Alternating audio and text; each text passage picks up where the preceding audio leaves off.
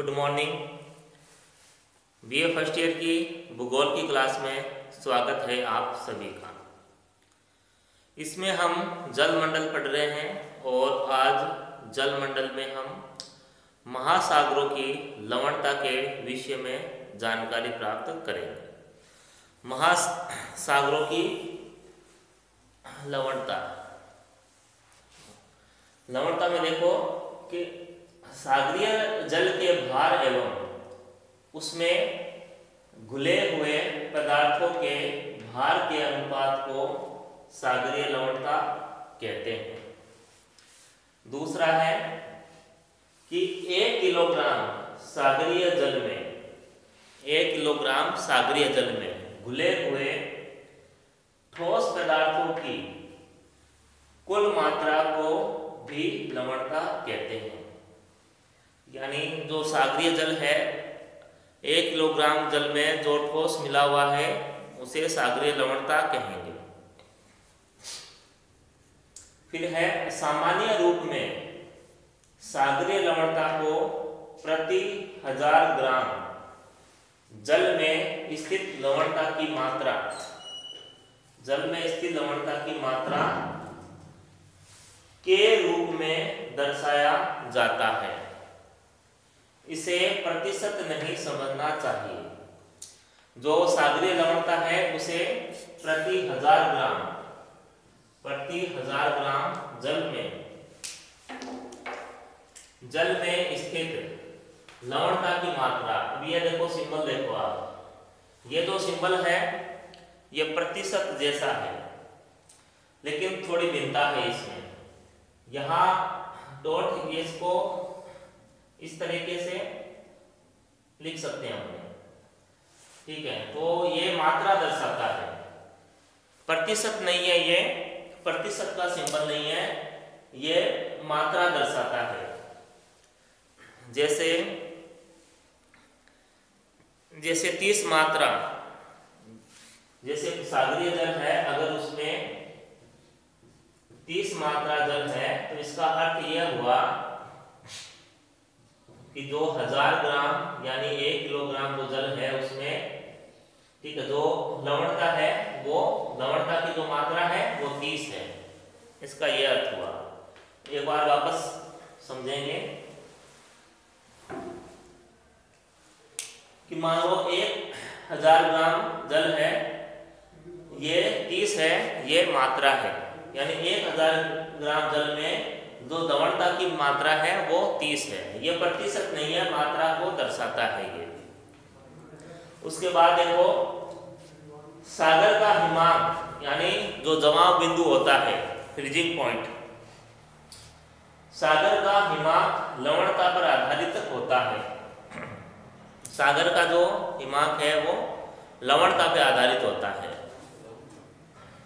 अर्थात अधिक लवणता युक्त सागर देर से जमता है। यानी किसी सागर में अगर लवणता अधिक है वो देर से जमेगा, लवणता कम है तो वो शीघ्रता से जम जाएगा। फिर है वाष्पीकरण की मात्रा सागरीय लवणता से नियंत्रित होती है। जो वाष्पीकरण है उसकी जो मात्रा है वो वाष्पीकरण की जो मात्रा है वो सागरीय लवणता से नियंत्रित होती है। देखो लवणता अधिक है तो वाष्पीकरण न्यून होगा। अगर सागरीय जल में लवणता अधिक है तो वाष्पीकरण न्यून होगा यानी कम होगा। अगर लवणता कम है तो उसका वाष्पीकरण अधिक होगा। उसके बाद है सागरीय लवणता के कारक। सागरीय लवणता के कारण जल का जो घनत्व है वो भी बढ़ जाता है, ठीक है। अगर सागरीय लवणता अधिक है तो जो जल है उसका घनत्व भी बढ़ जाएगा। उसके बाद देखो सागरीय जल का संगठन। जो सागरीय जल है उसका संगठन यानी उसमें जो लवण है, किस तरह के लवण है वो पाए जाते हैं, कौन कौन से लवण हैं। देखो इसके लिए एक अभियान चलाया गया था 1884 में, चैलेंजर अभियान। 1884 में चैलेंजर अन्वेषण या अभियान कह सकते हैं, अभियान चलाया गया था। महासागरों में खोज के लिए, महासागरों के अध्ययन के लिए 1884 में एक अन्वेषण प्रोग्राम था, एक अभियान था, वो चलाया गया था। तो इसमें 27 प्रकार के जो लवण थे उनका पता लगाया गया था। 27 प्रकार के लवणों का पता लगाया गया। ठीक है, लेकिन ये जो 27 जो लवण हैं, इनमें से केवल 7 प्रकार के लवण ही अधिक महत्वपूर्ण थे। ठीक है, 27 में से केवल 7 प्रकार के जो लवण हैं वो ही सबसे अधिक महत्वपूर्ण थे। तो ये देखो बोर्ड पे टेबल बनाई है, ये लवण है, लवणों के प्रकार है। लवणों के प्रकार पहले कॉलम में, फिर है कुल मात्रा, ठीक है, प्रति 1000 ग्राम में, उसके बाद है प्रतिशत। ठीक है, तो सबसे पहले है सोडियम क्लोराइड, फिर magnesium chloride, magnesium sulphate, calcium sulphate, potassium sulphate, फिर कैल्शियम कार्बोनेट, मैग्नीशियम ब्रोमाइड। ये 7 प्रकार के जो लवण है ये अधिक महत्वपूर्ण है। और सबसे अधिक जो मात्रा है, देखो सबसे अधिक जो मात्रा है वो है सोडियम क्लोराइड की, और प्रतिशत भी सबसे अधिक इसी का है। यानी 1000 ग्राम जल में 27 जो मात्रा है वो सोडियम क्लोराइड की है, और प्रतिशत भी इसी का अधिक है, 77.8 77.8% सोडियम क्लोराइड का है। सबसे अधिक जो मात्रा है सागरीय जल में वो सोडियम क्लोराइड की होती है। उसके बाद अन्य ये 6 तत्व आते हैं। फिर योग 35 है। अब योग 35 है, ये देखो कि महासागरों की औसत लवणता 35 होती है, 35 मात्रा, इसे मात्रा कहेंगे। ये एवरेज है लवण की महासागरों में, तो इसे ध्यान में रखना। जो लवणता है वो 35 होती है महासागरों में। इसका स्क्रीनशॉट ले लेना और अच्छे से समझ ले इसे। उसके बाद है सागरीय लवण के स्रोत। ठीक है, सागरीय जल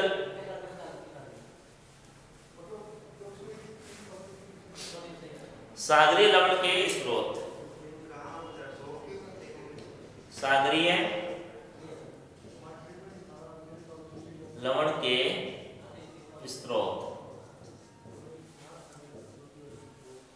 यानी जो सागरीय जल है उसमें लवण कहां से आया है, क्या स्रोत है जिसकी वजह से महासागर में इतना जो लवण है वो पाया जाता है। विद्वानों का यह मानना है कि जो लवण का जो मुख्य स्रोत है वो नदी है, लेकिन ये चलो बाद में बताएंगे। लेकिन वैज्ञानिकों का ये मानना है जो लवण का मुख्य स्रोत है वो नदी है। जब पृथ्वी बनी थी तो उस दौरान पृथ्वी की जो ऊपरी पपड़ी थी वो लवणीय थी, नदियां बनी। नदियों जब अपने साथ जल बहा रही थी तो उसके साथ जो धरातल का लवण भी नदियों के साथ महासागरों में आके गिरा, इसलिए महासागर में लवण की मात्रा अधिक हो गई, ऐसा वैज्ञानिकों का मानना है। लेकिन नदी का जो जल है वो मीठा होता है, खारा नहीं होता है, जबकि महासागरों का जो जल है वो खारा होता है। अगर नदी के कारण महासागरों का जल अगर खारा होता है तो ये थोड़ा अजीब सा लगता है, क्योंकि नदी का जो जल है मीठा होता है और महासागरों का जो जल है वो खारा होता है।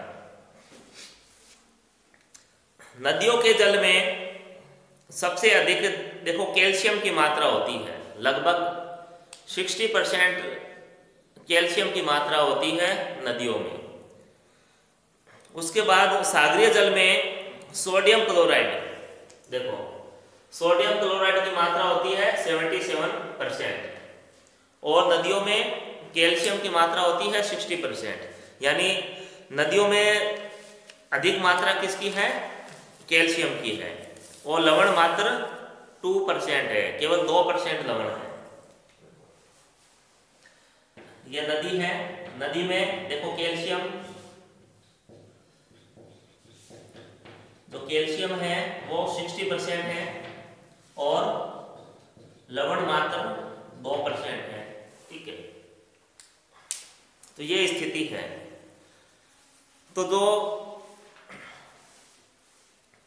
तो इसके बाद एक तो नदी प्रमुख कारण है सागर में लवण का। उसके बाद जो ज्वालामुखी है, ज्वालामुखी से जो राख निकलती है वो भी महासागर में लवण का कारण माना जाता है, कि उसकी वजह से भी महासागरों में लवण पाया जाता है। और जो कैल्शियम है, नदी जो के जल में जो कैल्शियम है, इस कैल्शियम का जो उपयोग है महासागरीय जीव जंतु और जो वनस्पति है महासागर में, उनके द्वारा इस कैल्शियम का उपयोग किया जाता है। इसके बाद है अगला बिंदु हमारा कि सागरीय लवणता के नियंत्रक कारक। सागरीय लवणता के नियंत्रक कारक।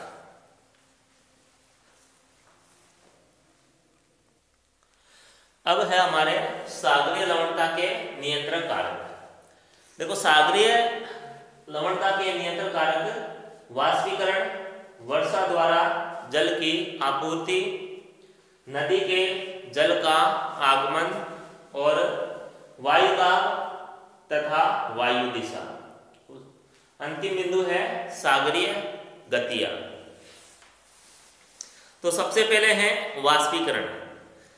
देखो वाष्पीकरण और जो लवण की मात्रा है इसमें सीधा संबंध होता है, अर्थात यानी जितना ही वाष्पीकरण तीव्र और अधिक होता है लवणता उतनी ही बढ़ती जाती है। यानी जितना अधिक वाष्पीकरण होगा लवणता उतनी ही बढ़ेगी। वाष्पीकरण के साथ पवन में आर्द्रता की न्यूनता का होना अनिवार्य होता है। यानी जो पवन है वो पवन शुष्क होनी चाहिए, तब जो वाष्पीकरण है वो अधिक होता है। और जहाँ तापक्रम ऊंचा रहता है और वाष्पीकरण अधिक होता है वहाँ पर लवणता अधिक होती है। जैसे भूमध्य रेखीय क्षेत्र है, अब ये जो क्षेत्र है यहाँ पर लवणता अधिक मिलती है, क्योंकि यहाँ गर्मी अधिक होती है और वाष्पीकरण भी अधिक होता है। जैसे पिछले वीडियो में बताया आपको, ये जैसे भूमध्य रेखा है, यहाँ देखो वर्षा सबसे अधिक होती है और उसके बाद ये अयन क्षेत्र है, लगभग 40 डिग्री अक्षांश मान लेते हैं। ठीक है, यहाँ देखो जो लवणता है यहाँ कम मिलेगी हमें। वैसे तो जो भूमध्य रेखा है यहाँ लवणता कम होगी, और ये जो भूमध्य रेखा से उत्तर और जो दक्षिण है यहाँ लवणता अधिक होगी। यहाँ लवणता अधिक इसलिए होगी क्योंकि देखो भूमध्य रेखा पर तो वर्ष भर वर्षा होती है, ठीक है, हालांकि तापमान है वो उच्च रहता है और वर्षा भी होती है, तो वर्षा होने से लवणता है वो यहाँ कम हो जाती है। मगर जो अयन क्षेत्र है, ठीक है, अयन क्षेत्र ये 40 डिग्री तक उत्तर और दक्षिण में, यहाँ क्या है गर्मी अधिक होती है लेकिन वर्षा कम होती है, इसलिए जो लवणता अधिक है यहाँ होगी यहाँ। ठीक है, क्योंकि यहाँ वाष्पीकरण अधिक है, वाष्पीकरण तो अधिक होता रहेगा, लेकिन वर्षा यहाँ कम होती है, इसलिए यहाँ लवणता अधिक मिलेगी भूमध्य रेखा के उत्तर और दक्षिण में। उसके बाद है वर्षा द्वारा जल की आपूर्ति। वर्षा द्वारा जल की आपूर्ति, अब किसी क्षेत्र में अगर लवणता अधिक है, अब जैसे भूमध्य रेखीय क्षेत्र लेते हैं, यहाँ वाष्पीकरण, गर्मी अधिक है, वाष्पीकरण अधिक होगा, मगर यहाँ वर्षा अधिक होती है, तो यहाँ वर्षा होगी, वर्षा होने से क्या है, लवणता कम हो जाएगी।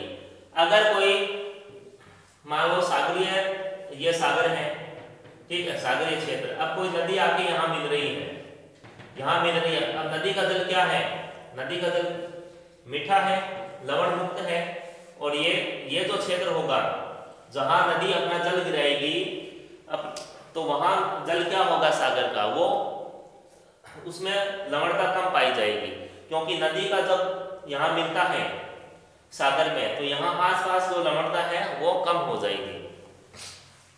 तो वर्षा द्वारा जल की आपूर्ति, देखो वर्षा के द्वारा भी जल की आपूर्ति होने से लवणता कम हो जाती है। तो फिर नेक्स्ट है नदी के जल का आगमन। ये भी मैंने आपको बता दिया, नदी के जल का आगमन। जैसे कोई सागर या महासागर है, वहां पर नदी अपना जल गिराती है, तो उस क्षेत्र में लवणता कम पाई जाएगी। अगर नदी नहीं है तो वहां लवणता अधिक होगी। उसके बाद है वायुदाब तथा वायु दिशा।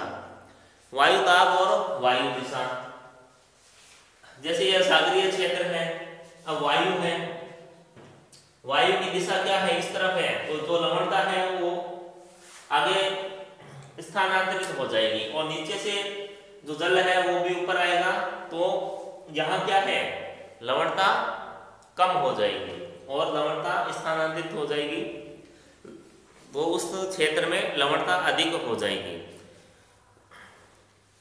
इसमें देखो प्रतिचक्रवातीय दशाएं, स्थिर पवन, उच्च तापक्रम के साथ लवणता में वृद्धि,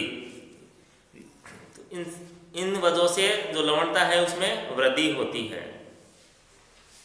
जो अयनवर्ती भागों में उपयुक्त दशाएं पाई जाती है, ये 40 डिग्री उत्तर दक्षिण, ये अयनवर्ती भाग है, यहाँ पर ये दशाएं अधिक मिलती है। प्रतिचक्रवातीय दशाएं, ये उच्च तापक्रम और स्थिर पवन, तो यहाँ इसलिए लवणता अधिक होती है। इसमें देखो जो व्यापारिक हवाएं हैं, तो व्यापारिक हवाएं महाद्वीपों के पश्चिमी किनारे से खारे जल को महाद्वीपों के पूर्वी किनारे पर लाकर वहां की लवणता बढ़ा देती है। तो जो हवाएं हैं वो भी लवणता को बढ़ा देती है, एक स्थान से दूसरे स्थान पर अपने साथ ये हवाएं हैं लवणता को स्थानांतरित कर देती हैं। और जो पछुआ हवाएं हैं ये महाद्वीपों के पूर्वी तट पर लवणता को कम कर देती है, परंतु जो पश्चिमी तट है वहां पर लवणता बढ़ा देती है पश्चिमी हवाएं, पछुआ हवाएं। फिर है सागर गतियां। सागर गतियों में देखो, सागर गतियों से तात्पर्य है सागरीय धाराएं। सागरीय धाराओं का प्रमुख कार्य सागरीय जल में मिश्रण करना है।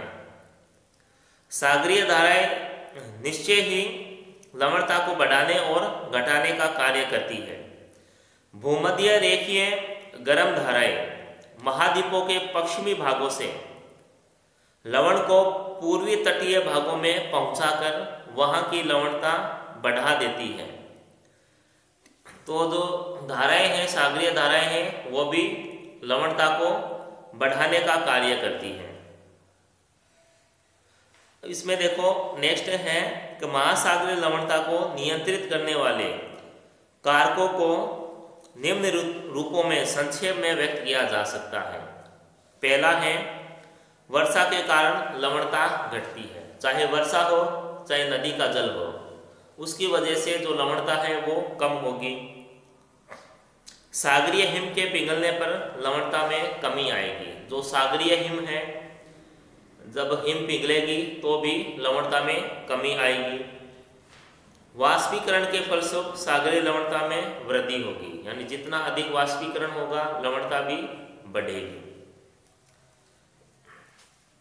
उच्च अक्षांशों यानी ध्रुवीय क्षेत्रों में सागरीय जल के जमने तथा हिम के निर्माण के कारण सागरीय लवणता में मामूली वृद्धि होती है, परंतु जैसे ही हिम पिघलेगी तो लवणता में भी कमी आ जाएगी। प्रचलित हवाओं एवं महासागरीय धाराओं के कारण सागरीय लवणता में क्षेत्रीय भिन्नता होती है। अलग अलग जो क्षेत्र है वहाँ अलग अलग लवणता पाई जाती है, और जो सागरीय लवणता है इसका जो अध्ययन है वो क्षैतिज और लंबवत दोनों ही रूपों में किया जाता है। तो ये हम नेक्स्ट वीडियो में करेंगे। तो आज के लिए इतना ही, तब तक घर पे रहें, स्वस्थ रहें, धन्यवाद।